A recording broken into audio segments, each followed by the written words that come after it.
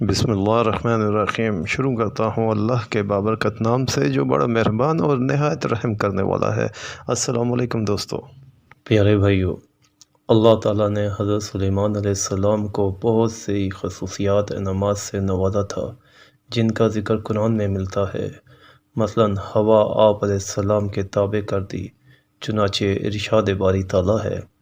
ترجمہ: اور تیز ہوا کو سلیمان کے لیے تابع بنا دیا جو اس کے حکم سے اس سرزمین کی طرف چلتی تھی جس میں ہم نے برکت رکھی تھی اور ہم ہر چیز کو جاننے والے ہیں۔ اس آیت سے معلوم ہوا کہ اللہ تعالیٰ اپنے مقبول بندوں کو عام معمول سے ہٹ کر طاقت و قدرت اور تصرف و اختیار عطا فرماتا ہے، اور ان تصرفات و اختیارات کی نسبت ان مقبولان بارگاہ کی طرف کی جا سکتی ہے، جیسے یہاں اللہ تعالیٰ نے فرمایا کہ حضرت سلیمان علیہ السلام کے حکم سے ہوا چلتی تھی۔ حالانکہ قرآن مجید میں اللہ تعالیٰ نے ہوا کے حکم خدا کے پابند ہونے کو اپنی الوہیت و توحید کی دلیل کے طور پر بیان کیا۔ جنات آپ علیہ السلام کے تابع کر دیے گئے، چنانچہ ارشاد باری تعالیٰ ہے۔ ترجمہ: اور کچھ جنات کو سلیمان کے تابع کر دیا جو اس کے لیے غوطے لگاتے اور اس کے علاوہ دوسرے کام بھی کرتے، اور ہم جنات کو روکے ہوئے تھے۔ آپ علیہ السلام کو داؤد علیہ السلام کا جانشین بنایا، پرندوں کی بولی سکھائی، بادشاہوں اور انبیاء کرام علیہ السلام کو دی جانے والی چیزوں جیسی چیزیں عطا کی گئی۔ ارشاد باری تعالیٰ ہے۔ ترجمہ: اور سلیمان داؤد کے جانشین بنے اور فرمایا، اے لوگو، ہمیں پرندوں کی بولی سکھائی گئی ہے اور ہر چیز میں سے ہم کو عطا ہوا، بے شک یہی اللہ کا کھلا فضل ہے۔ آپ جیسی سلطنت کسی کو نہ دی گئی، چنانچہ قرآن پاک میں ہے کہ آپ علیہ السلام نے یہ دعا فرمائی۔ ترجمہ: اور مجھے ایسی سلطنت عطا فرما جو میرے بعد کسی کو لائق نہ ہو، بے شک تو ہی بہت عطا فرمانے والا ہے۔ آپ علیہ السلام کی یہ دعا قبول ہوئی اور آپ کو ویسی سلطنت عطا فرمائی گئی۔ بیت المقدس کی تعمیر اور حضرت سلیمان علیہ السلام کی وفات کا مختصراً قصہ بیان کرتا ہوں۔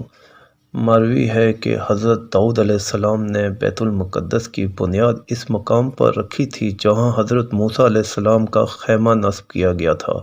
اس عمارت کے پورا ہونے سے پہلے حضرت داؤد علیہ السلام کی وفات کا وقت آ گیا تو آپ علیہ السلام نے اپنے فرزند حضرت سلیمان علیہ السلام کو اس کی تکمیل کی وصیت فرمائی۔